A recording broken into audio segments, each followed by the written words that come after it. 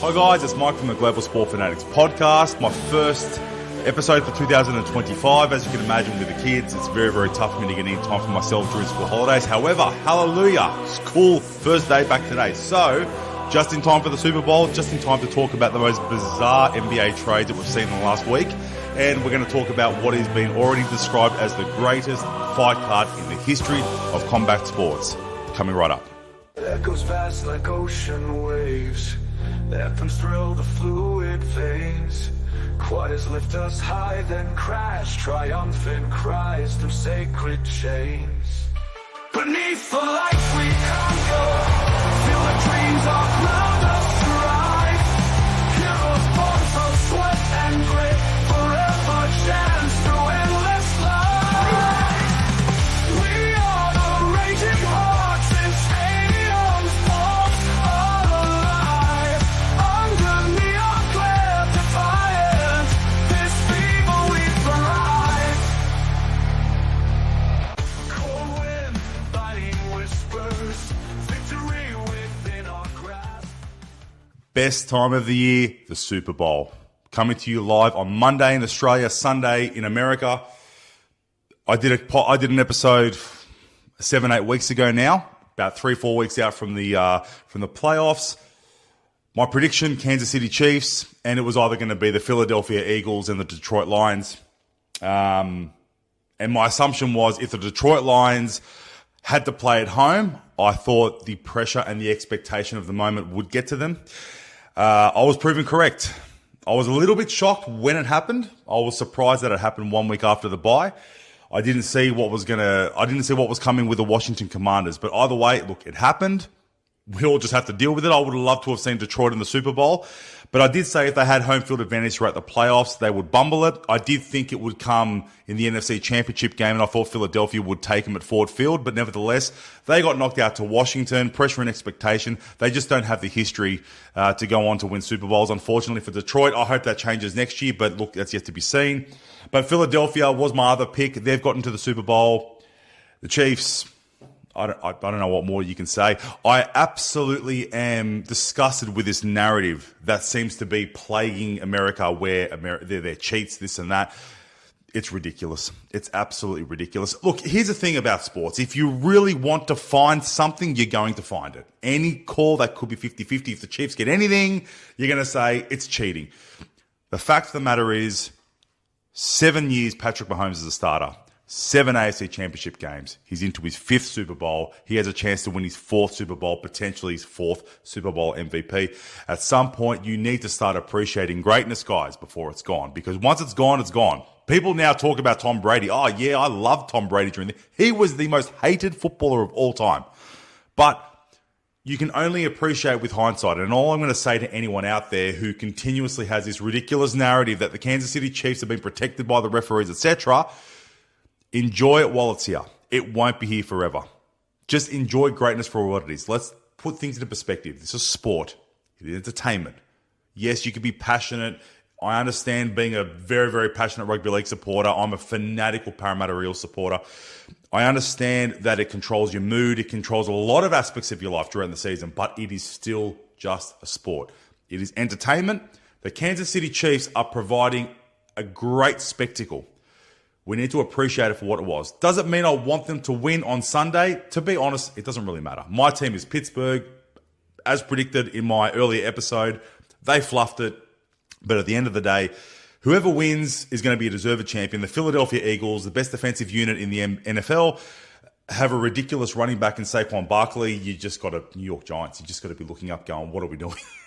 And they passed on Jaden Daniels as well. But anyway, beside the point, the Philadelphia Eagles, if they win the Super Bowl, it will be absolutely deserved. Nick Sirianni, I think, has done a wonderful job, much maligned coach. But look, to be honest, the last 3 years, 2 Super Bowl appearances, and they were 10-1 last year until things started to unravel. He's doing a fantastic job. So you can say whatever you want. Nick Sirianni, great job. Predictions, Kansas City win again. It's unprecedented. To win 3 Super Bowls in a row, I think puts Patrick Mahomes pretty much at the top of the tree. At least equal with Tom Brady. But you could make an argument he's gone past him. I mean, at the end of the day, the only argument from that point is that Tom Brady's won 7 and he's only won 4. but he's only played 7 years. Tom Brady played 22, 23 years. At some point, you've got to start respecting the greatness of Patrick Mahomes. Now, he's not throwing the football like he used to throw it. Some elaborate throws he still does every now and then. He was a lot more eye-catching in his first few years, but it looks to me like he's made a decision, self-preservation, career preservation. I think he realizes what he is, and I think he realizes what the Chiefs are, especially under Andy Reid, who has now been given a lifetime contract.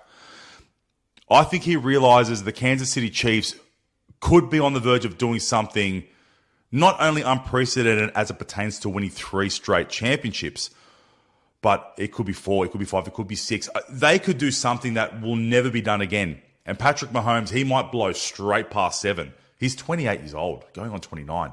He could win 10. He could win more. The trajectory he's going, he's going to get past Tom Brady within 5 years. Now, and that's with 15 years left in his career, by the way. Well, 10, 15 years, give or take. And I think that there's a little bit of self-preservation that has come into his game. He's a little bit injury prone, particularly with his legs. And I think he wants to make sure that injuries aren't the thing that curbs his career. When everything is said and done, I don't think he wants injuries to be the story. Oh, Patrick Mahomes could have won 10 Super Bowls. He ended up winning 4 or 5, and then injuries caught up with him. So I think self-preservation has become a big part of his mindset. However, it doesn't change the way he looks at the game. At the end of the day, Patrick Mahomes has become the ultimate icebreaker. He just understands how to keep calm in the biggest moments, in the most important parts of the game. He just understands how to do it. If you go back to what happened last week or 2 weeks ago with Buffalo and all the hysteria around, was it a first down? You know what everyone's missing? It doesn't matter. Whatever Buffalo would have got on those drives, if Patrick Mahomes had to come out and get a touchdown, he gets a touchdown. This is the point that everyone is missing about this man. If Buffalo got one of those first downs, okay, I think one of them probably should have been given. I'm not so sure about the tush push one. I don't know why everyone is so adamant that Josh Allen got past. If you actually look at it, the ball was tucked under his right armpit. So as he's getting pushed towards the first down marker, if it was his left shoulder, if the ball was pinned under his left armpit, I get it. But it was pinned under his right armpit. And when he was pushed back, I don't know whether the ball actually broke the plane. I really don't. So it's a controversial one. Unfortunately, because it went the way of the Chiefs, everyone is being hysterical. It's cheats. It's rigged, blah, blah, blah, yada, yada, yada. The point that no one is getting, if Josh Allen got that first down, if he was able to finish a drive and put the Buffalo Bills up 36-32 and Patrick Mahomes came back on the field, he would have got the touchdown to put him in the Super Bowl. How do I know that? 7 years of doing it, 7 AFC Championship games, 5 Super Bowl appearances, at the time 4 Super Bowl appearances with 3 Super Bowl wins, and how many times he has been in that situation and he has got it right. When has he not got it right? I know that there's times when he lost, but there's only 3 times that he's lost in the playoffs. But if you want to analyze that, they just got done by Cincinnati. Well done, Josh Burrow. Okay, but that's nothing to do with Patrick Mahomes. He was fantastic on the day. If you want to talk about the first 2 Super Bowls, the first 2 games against Tom Brady got out of jail with a pre-snap penalty that shouldn't have been given. He threw an intercept. It was called back. Kansas City Chiefs were in the Super Bowl at the time. The second one, they lost their left tackle, their right tackle. They had no one to stop the blitz. And Patrick Mahomes ran for his life. They lost that Super Bowl 31-9, and everyone says, there's your proof. I'm going to spin this. If you switch the quarterbacks on that Super Bowl, if Tom Brady plays for the Chiefs, if Patrick Mahomes plays for Tampa Bay, they would have won by 70. It was 31-9. So they're the 2 versions where he lost to Tom Brady. When people say, there's your proof that reaffirms that Tom Brady's the greatest. Well, first of all, that was the second time they met in the first 3 years of Patrick Mahomes' career as a starter, right? So he'd already been to the Super Bowl twice in 3 years. That needs to be looked at as well. But he'd already won one. He already had a Super Bowl MVP. And then he ran for his life because he lost his left tackle and he left his right tackle. At the end of the day, if that's what you're using to prove that Tom Brady's the greatest, you're an idiot. I'm sorry, you are an idiot. Because on that premise, Tom Brady has lost 3 Super Bowls to 2 quarterbacks that are not in the Hall of Fame. One of them was a backup quarterback. he lost the Super Bowl to a backup quarterback. Although Tom Brady threw for 505 yards and was superb in the game, but if you want to go like for like, he lost to Nick Foles. Well, you can't hide it. He lost to Nick Foles. Right? And the two lost to Eli Manning. Now, I know Eli Manning may be a Hall of Famer. I don't think he should be, but they probably will give him that title because he's won 2 Super Bowls. He lost 2 Super Bowls to Eli Manning. And he lost it with a team that was going into that Super Bowl looking for an 18-0 perfect season. So if you want to use that as a premise, he beat him, so therefore what are we doing here? So Tom Brady is the greatest because he beat Patrick Mahomes twice, so Patrick Mahomes can never get there. But Tom Brady has lost 2 Super Bowls to Eli Manning, one with a side that was unbeatable, and 1 Super Bowl to a backup quarterback. Makes no sense. All right? That's not the body of work. That's not what you look at. At some point, yes, Super Bowl numbers do count.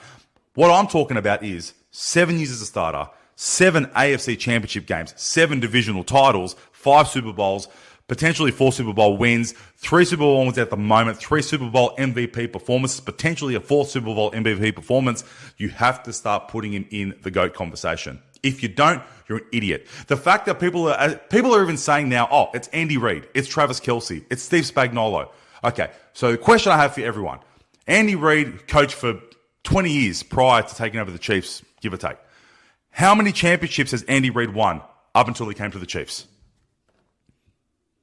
Okay, it's 0. Travis Kelce has been talked about as the greatest tight end in history. Who was saying that before Patrick Mahomes came in? 0.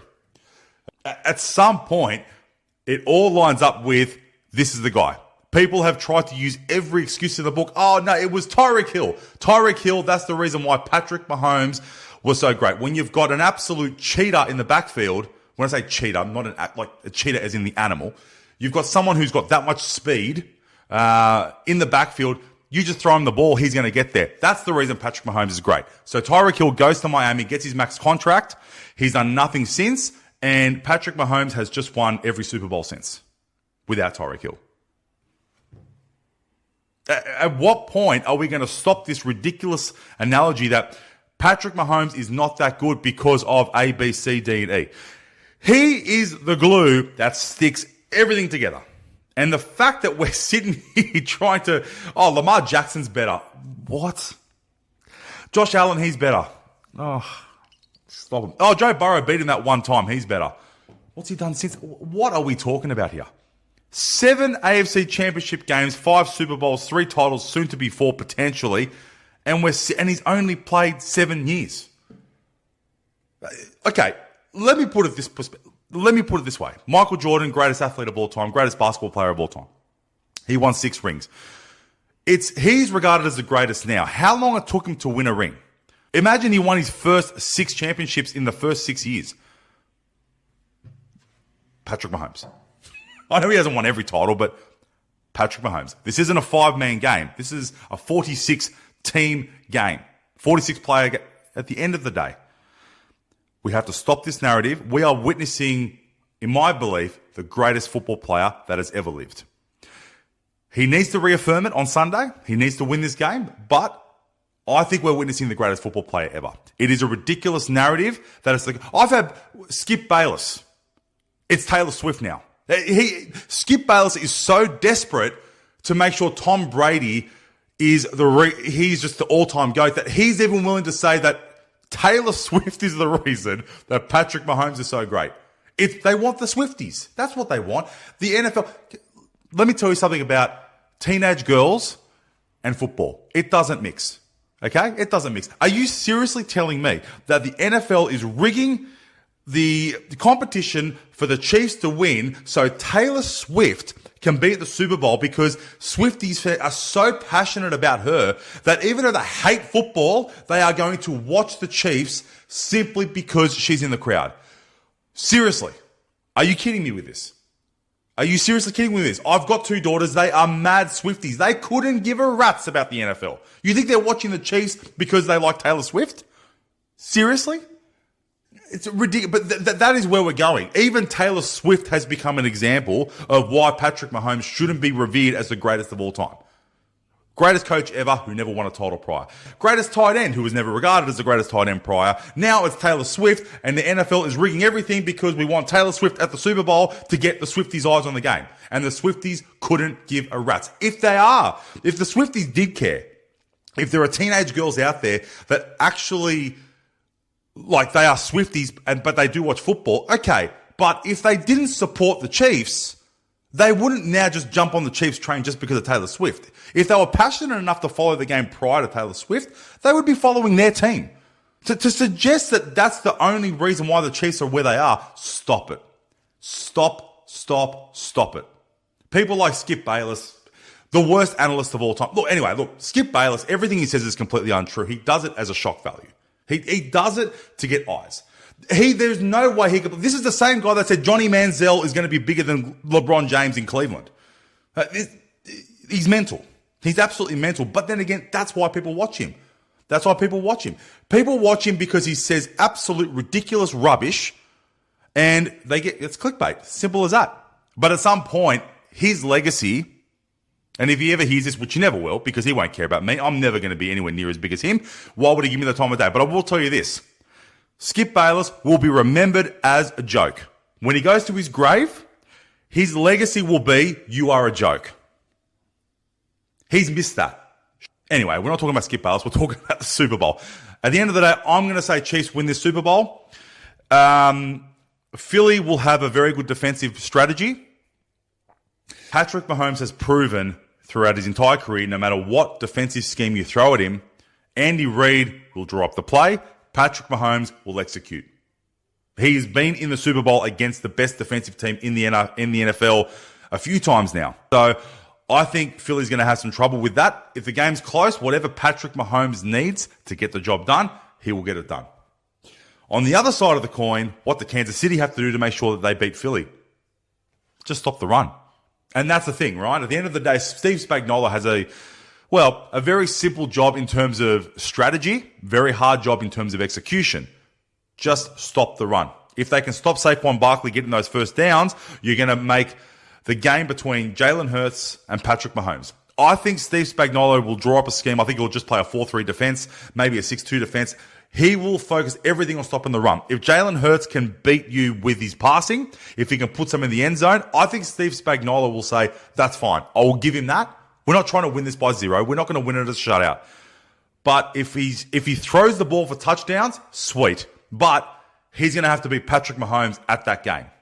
And Steve Spagnuolo, I guarantee you, is thinking, we might concede, but at the end of the day, if it becomes a contest between Patrick Mahomes and Jalen Hurts with the ball in hand, who's going to win it? Patrick Mahomes wins every single time. He might not destroy Philly, but he will do what he needs to do. If they need a field goal, that's all they need on this drive. They'll go down, they'll get a field goal. If they just need to take time off the clock, he'll just milk the clock. If they need a touchdown and they need to spend 5 minutes getting there, he will take up the 5 minutes and he'll get a touchdown. Whatever he needs, he will get it done. I.e. what he would have done against Buffalo last week if those calls went the other way, what he did against Baltimore last year, what he ended up doing against Buffalo in the end. At the end of the day, Buffalo, they can say whatever they want. They had a chance to win the game. They had 3:37 on the clock. They couldn't convert. I didn't care what they talk about the referees. They couldn't convert. Once Patrick Mahomes got on the field, he had a certain amount of minutes. He had to waste that time, get Buffalo to use their timeouts. Once he got on the timeout, he just needed one first down. Bang, got it. See you later. Exactly what he did to Baltimore last year. That's what Patrick Mahomes, if that's all he needs, that's all he's going to do. He's not going to risk getting an interception, but if he needs to do it, he has to do it. And those passes, they might look simple, they're not. When you factor in the pressure and the expectation that if you stuff it, you could be losing the match, at the end of the day, Patrick Mahomes gets it right 99.9 times out of 100. I'm struggling to think of a time where he didn't get it right, to be fair.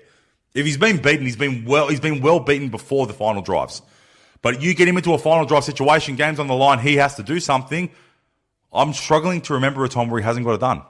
Score prediction, 28-20, something around that way. Look, I'll take a guess. 28-20 Chiefs. I think they will do enough to In the end of the day, I think they'll win by more than a field goal. I think they might win by a field goal and a touchdown, give or take. They might win by 8 points. Look, I'm not too sure. I'll just call it now. Chiefs 28, Philly 20. Chiefs will have their third straight Super Bowl. They'll get their three-peat. That makes them the greatest dynasty of all time. I'm not saying they're the best team of all time, but that does make them the greatest dynasty of all time.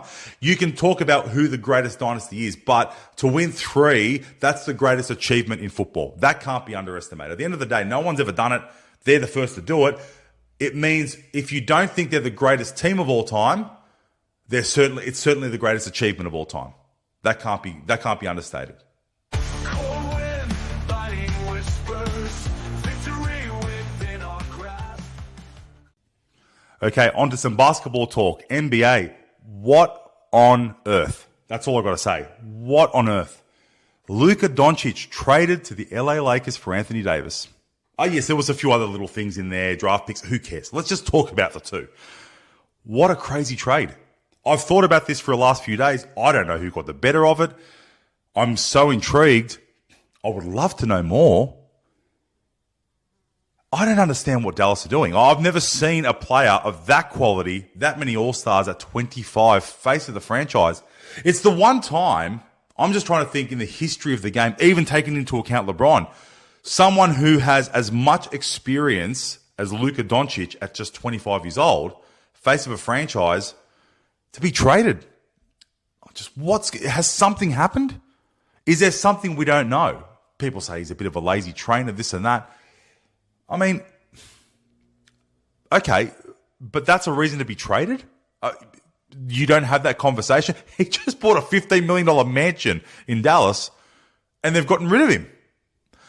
It's an extraordinary call. I know he's not very strong defensively. In fact, he's a terrible defender. But he's 25 years old. A lot of people that are focused around the defensive aspects of Luka Doncic, at some point, if he decides, I need to elevate my game, and the next thing I need to do, I need to elevate my defensive schemes, particularly in isolation, right? He gets beaten way too much one-on-one. There are some players, look, they're just more athletic than him. They just beat him off the dribble. I understand that. But having said that, he's 25. You can improve. And being so young, defense is all about attitude. That's what defense is. And attitude comes with experience. And I am surprised how he is defending this year, but we don't know how much impact the injuries that he's had have caused. He's been out for since December, give or take. So he's still out now. He hasn't even debuted for the Lakers. It just feels like there's got to be more behind the scenes. I don't think you get rid of your franchise player just because he's perceivably a lazy defender. Because you can fix that. Absolutely. Is it just because they were worried about the Supermax? It is a lot of money. $345 million. It's a lot of dough. Were they just worried about the Supermax? They just didn't want to pay up. I'm not too sure. But it is still an extraordinary decision. It really is.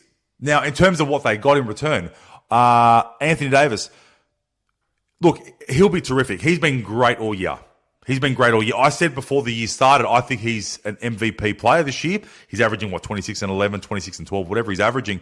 He's having a great year, and he's played 40 games. So for Anthony Davis, that's good. So his health is great. Physically, he's great. How much of an impact LeBron has had on that? I don't want to give LeBron too much credit, but LeBron is an absolute machine when it comes to working out.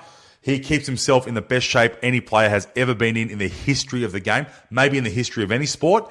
Has Anthony Davis learned a lot of tricks of the trade off that? Because he's played far more this year than he's ever played. So on that premise, the Dallas Mavericks have got a genuine player, which is great. They don't need him to play the 5. They've got some big men then, which is great. He's a terrific defender. Are Dallas looking at it and going, you know what? All these in one basket. We need someone like Anthony Davis who we can shoot for 3. He can play in the paint. He can defend in the paint. He can also defend on the perimeter. Luka Doncic, his defense was terrible. Maybe they're looking at it going, Boston are still the team to beat, and I believe they are.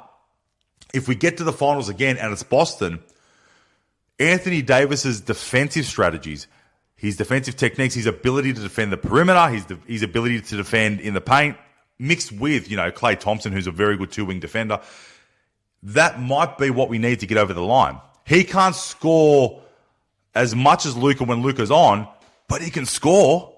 And not having Luka there opens up Kyrie now. Kyrie can increase his average by 10 points a game easy now. Klay Thompson will get more shots in. So they might have enough offense to trouble the Celtics, but now they've got the defense as well to do it. So in some regard, I can understand how if they want to win the title this year, and maybe that's what they're looking at, they're going all eggs in one basket. We want it right now. This is their opportunity. Does that justify losing your franchise player? I don't know. Look, proof is in the pudding. I don't want to have an opinion either way. I'm just trying to look from the outside and try to interpret what I see, the advantages, the pros, and the cons. At the end of the day, the cons are that Anthony Davis is also 31. Regardless of how well he's played, he is injury prone, and if he's not available in the finals, they're gone. Or even the playoffs, they're done. They can't do it without him. You can't take out Luka Doncic, Anthony Davis is injured, and say, Kyrie, go win it for us. It's not going to happen. So it's a risk. Is it a calculated risk? I still think not. I still think it's a terrible decision. But at the end of the day, proof is in the pudding. Luka Doncic, to me, is a fantastic player. He needs to work on a few things, but he is a perennial all-star. He is still one of the best players in today's modern game. And I think he will be one of the greats of the game if he continues to learn. And, yeah, improve his defense. I agree. Now, in terms of Luka Doncic, what does that do for the Lakers? This is really interesting. If I was to look at this from the outside, or if I was able to get one-on-one in a room with Jeannie Buss and Rob Pelinka, and I say, listen, off the record, there's no media, there's no cameras. Why did you do this? I've been thinking about this. This is what I personally believe. I think they've grown, not tired, but very weary of the circus around LeBron James. LeBron James as an entity, not the individual as a player, as an entity. LeBron James. Now they've got Bronny James. I think they're regretting that decision. And they feel as if they made that decision simply because of LeBron. I think they've looked at the big picture and go, okay, have we got what we wanted out of LeBron? Maybe we didn't get multiple titles, but LA became relevant again because they weren't relevant under Kobe. They weren't relevant after Kobe. They got a title. Bubble or not, it's a title. My opinion is it was the hardest title to win. Everyone says they shouldn't even count it. I think that's rubbish. They had home court advantage and couldn't play in front of their home crowd. As far as I'm concerned, you're playing 5-on-5 in a best-of-7 series. Basically, you're playing pickup ball in the street. I actually think that's much harder than with the LA crowd chanting and influencing the referees, etc. But anyway, apparently I'm in a minority. But nevertheless, LeBron got his title with LA. LA are now relevant again. The entity of LeBron James. Has that just become too much of a distraction? And I think the decision to draft Bronny proves that I think Jeannie Buss and Rob Pelinka have lost control of their franchise. I think, to me, this is a line in the sand. We know that AD is LeBron's boy. This is a line in the sand. We're going to trade LeBron. We're going to trade AD. The message that sends to LeBron is all our decisions moving forward are all based on Luka Doncic. They're not going to be based on you anymore. Here's the thing. LeBron James, you hear this every year. I might retire. This might be my last year. There might be my last year. I'm going to play 5 more years. At some point, you're like, well, hang on a minute. So are we going to plan for life after LeBron? Or are you going to be here for 5 more years? Because if that is the case, we need to plan our draft picks and our trades around you. What are we going to do? Our recruitment and retention needs to be based around you. You're the best player in the world. Oh, well, I mean, maybe not anymore, but he's one of the best players in the world. Top 2, 3 of all time. At the end of the day, are you retiring or you're not? You can't say, I might be retiring and pulling up stumps after this year, and then a few weeks later, I've got 5 years left in me easy. I mean, come on. What are you doing? So he's taken up, obviously, a huge chunk of their salary cap. He's not a tradable commodity. You can't trade LeBron James. Not only does he have a no-trade clause, but at the end of the day, how do you trade LeBron James? How do you quantify a LeBron James trade? I mean, there are teams that would trade their entire roster to get LeBron James. But at the end of the day, that's based on everything he's accomplished and the fact that he's still playing at 24, 8, and 9. He's still playing at a very high level. He's also 40. So what do you trade? I mean, you can't trade one player. No one's going to trade LeBron James for one player or like for like. You've got to basically give up the farm to get him. But to get him as a 40-year-old. So he's just not a tradable commodity. So you can't trade LeBron James. And like I said, he's got a no-trade clause in his contract. However, what you can do is rock the boat and say, we're going to trade your best mate. We're going to trade him. This shows you that we control the franchise. To me, it is a line in the sand moment for Jeannie Buss and Rob Pelinka. Look, I don't think Jeannie Buss and Rob Pelinka were planning this. Obviously, when Dallas got on the phone, it was probably shock to them as much as it was to anyone else. As soon as they said Luka, though, they've had a conversation. They're going, AD gone, Luka in. Because they do need to plan for life after LeBron James. And they do need to plan for the potential scenario where they get rid of Bronny. Now, I don't know if they will or not, but there's no doubt there has to be some regret over the Bronny James thing. And I think he's a great kid. I just don't think he's that good a player.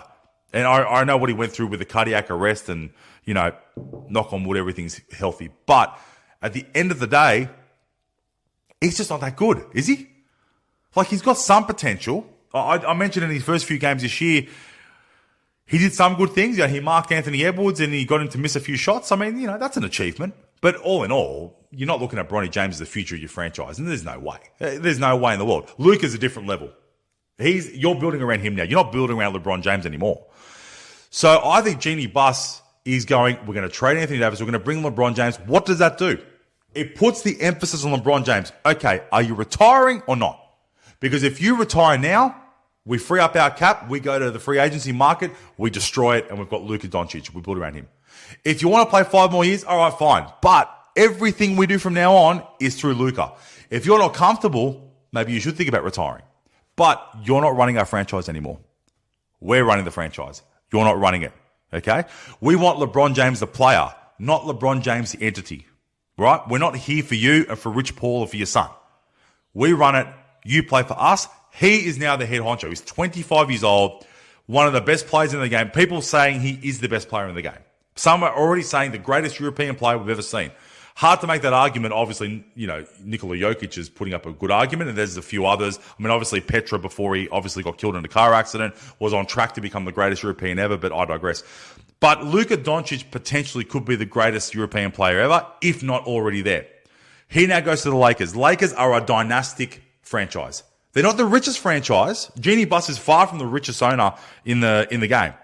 But they are the most dynastic along with Boston. So everything they do has to be based around being a dynasty. Luka Doncic gives them a chance to reload and become a dynasty. Now, can Luka and LeBron win a title together? Well, it's going to be interesting. The Lakers are missing a genuine 5. They don't have a big man. The AD was the closest they had to a genuine big man, and they've lost him. So I say no. I think you need a genuine big man. Will they go out and recruit? There was some talk this morning that Steven Adams might come. Look, Steven Adams, not the player he once was, but 7'1", 7'2", you put him near the rim. He might be able to do a job. The idea that Luka Doncic and LeBron James can't play together, absolute ridiculous. LeBron James is the main ball handler at the moment because they don't have a point guard. But LeBron James is just that good. He can play any position. But you put LeBron James at the 3 and play off the dribble, all of a sudden, he doesn't have to waste energy and facilitate while Luka Doncic does. LeBron James, if he just decides to start charging the basket again at the 3, God, he's going to be unstoppable. He's still unstoppable when he charges the basket. So that's ridiculous. That's not going to happen. Defensively, there's a problem. Defensively, losing AD, LeBron James doesn't work as hard in defense as he used to. Luka Doncic doesn't defend at all. Luka Doncic, to be successful, if he wants to become the face of the LA Lakers, it's very simple. He needs to become a great on-ball defender. That needs to be, he doesn't have to work on his shooting, even though he's not a great shooter, but he's a streaky shooter, but he's a point-scoring animal. So he doesn't have to really work on that. We know he can facilitate. He just has to work on his on-ball defending, particularly in isolation, because he's just getting outrun by some of these players. Off the dribble, he's getting killed. If he can tighten the screws on his defense, Luka Doncic, I have no doubt, is the best player in the NBA. People consider him the best player now, and he can't defend. If he learns how to defend, he becomes the out-and-out best player in the NBA, and the Lakers now have him. What's going to be interesting is Luka Doncic, how long he commits to it, because his contract's still going to be coming up. So does he actually stay with the Lakers, or does he request a trade? Look, at the end of the day, I will say this. It's all very exciting. What it means for this year, I don't know how much of a narrative it changes. It makes Dallas, I don't know if it makes them any more dangerous in the Western Conference. I think it makes them about the same. So they're potentially a threat. I've still got the Thunder finishing first in the Western Conference, but I mean, there's a lot of good teams in the Western Conference. The Western Conference goes really, really deep. I think Denver are going to be one to watch again. I still look at Denver and go, if they get it right, they're the best team in the West. They're just not leading it at the moment. But I think Denver's going to be really hard to beat. And look, I think it's all going to be about who takes out the Celtics. Even though the Cavs are having a terrific season, I just feel like when it gets to the playoffs, Celtics, their experience, the ability to shoot the three, they shoot at such a high rate and such a high percentage. If they shoot 35 times and they hit 65%, they're just going to beat anyone. I think that's a big reason why Dallas have made the decision that they have. If they can get the ball out of Jason Tatum's hands, if he's not shooting a three, if they can put Anthony Davis on Jason Tatum, then even though, Porzingis can hit him, I mean, they've got plenty of people, Jaylen Brown can hit him, but if they can take away the threat of Jason Tatum, that is a huge leg up to winning a title. But Dallas have to get there healthy, and they've got to get there first. There's a lot of good competition in the West. So watch this space. I'm intrigued. I'm also excited. I'm confused by what happened. But look, I love the NBA. The NBA needed something, the narrative. It's been a pretty poor year, to be fair. It hasn't been that great to watch. But this does give us a lot of excitement leading into the All-Star break. The All-Star break sucks. Once the All-Star game is gone, then we're really going to get into it, and we're going to see what Luka Doncic and LeBron James can do. I'm excited to see it, but without a genuine big man, I don't know if they can do anything. If they can trade for a genuine big man in the next few weeks, Lakers could be one to watch. Luka Doncic has come back from injury. He's going to be pretty fresh. They'll be one to watch. Fingers crossed. Watch this space. Without a big man, though, they're dead in the water. And I think, Genie Bus, to what I was saying before, I just think that it's a line in the sand. It's gone back to LeBron now. Are you going to retire or not? Because if you retire, we're good. We take all your money, we go to free agency. If you don't want to retire, you want to stay, fine, but we're building around him. Now that it's not your franchise, do you still want to be tied with us? Or is that the reason you're going to retire? If you can no longer control the narrative of a franchise through your entity rather than your basketball skill, will you still want to continue playing? And I just got a feeling that if the Lakers do fizzle out this year, if the relationship between him and Luka or it doesn't go the way as planned, I have a feeling LeBron might just say, well, stuff this. I've lost I'm no longer the general manager of the franchise. They've got rid of AD. They obviously want to put everything through Luka. I'm turning 41. What am I doing this for? My son's in the NBA. I've accomplished the mission of playing with my son. Whether he's that good or not is irrelevant. It's been done. It's never been done before. I now have that on my bucket list. You know what? Why go through another preseason? Life's too short. Focus on his other businesses. He's a terrific entrepreneur, terrific father, terrific husband. Why keep putting yourself through the stress? I think Jenny Buss, at the back of her mind, might be secretly hoping that's the case. He leaves, open up his money, turn the franchise over to Luka, give yourself another 15 years. My opinion. Next topic.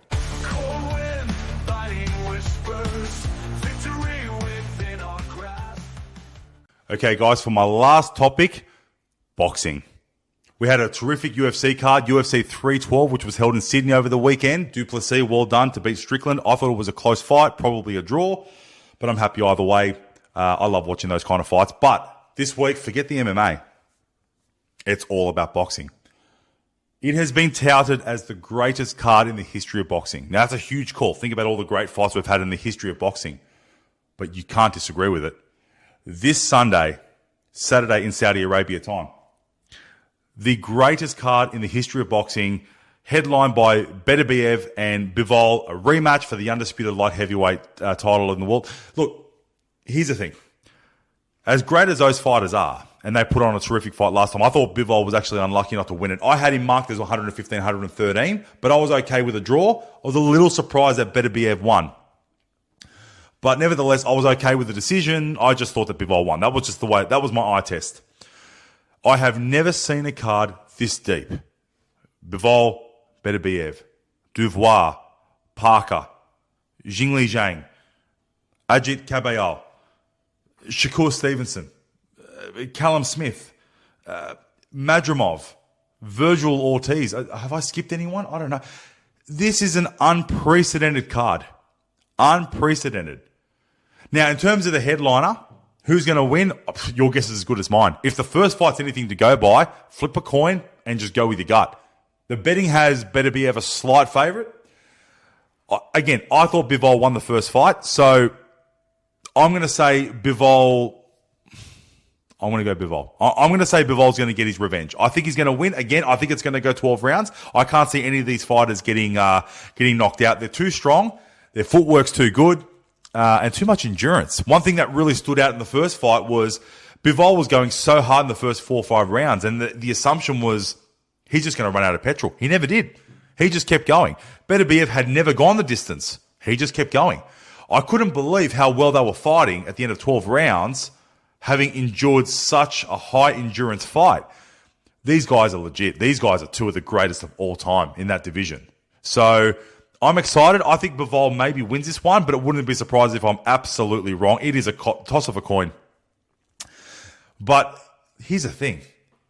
Daniel Dubois, Joseph Parker. This is a legitimate heavyweight championship of the world fight as a curtain raiser. Man, you talk about the greatest cards of all time. Let me put it this way. Jingli Zhang, Ajit Kabayel. Jingli Zhang is one of the great heavyweights in the world. He has cinder blocks for hands. He can knock you out with the left. He can knock you out with the right. If you get in the way of his right, good luck to you. The last time he fought was against Deontay Wilder. Deontay Wilder maybe he's not the fighter he used to be. Okay. But it's still Deontay Wilder. Knocked him out cold. Referee didn't even count him out. He just stopped the fight. Knocked him out cold. Yeah, he was turned around, didn't even know where he was, and Jingli Zhang just comes from behind, whack. Have you ever seen anything like that? That's crazy.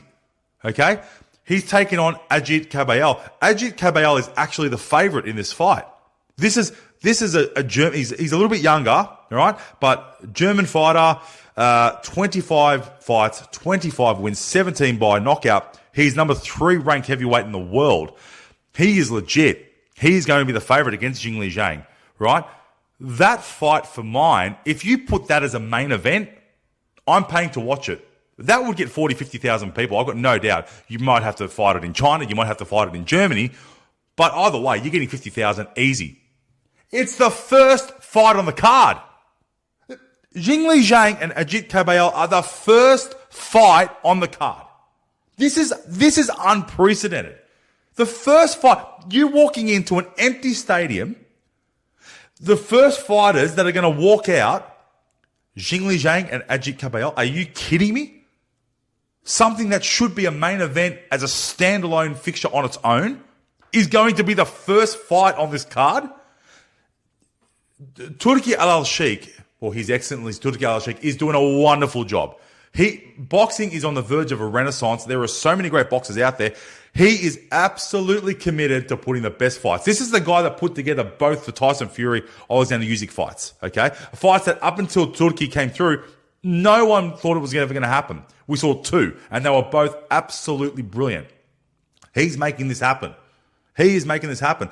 You've got Riyadh Season putting together Anthony Joshua, Daniel Dubois in front of him, 90,000 at Wembley. It doesn't all have to be in Saudi Arabia. He put it together in Wembley, 90,000 fans. I don't want to be disrespectful to Daniel Dubois, but I don't think Daniel Dubois ever thought he'd be in front of 90,000 fans. Did he reap the benefits of it? Well, he absolutely knocked Anthony Joshua out cold. That was as brutal as you'll ever see. Killed Anthony Joshua. So he's earned the right to now defend his title. It's the only belt that Alexander Usyk doesn't hold. But Joseph Parker, make no mistake, he is a hell of a fighter. This is going to be a great fight, and it's the curtain raiser to the main event. But Jingli Zhang and Ajit Kabayel, the first fight on the card? Seriously, the first fight? Shakur Stevenson, pound for pound, one of the great fighters in the world, right? This is someone who's been lined up to fight someone like Gervonta Davis and the like. A lot of people are saying they're running scared of Shakur because technically he is so proficient, right? He's the third fight on the card.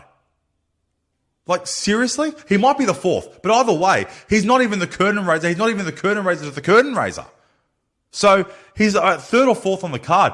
Virgil Ortiz is 21-0.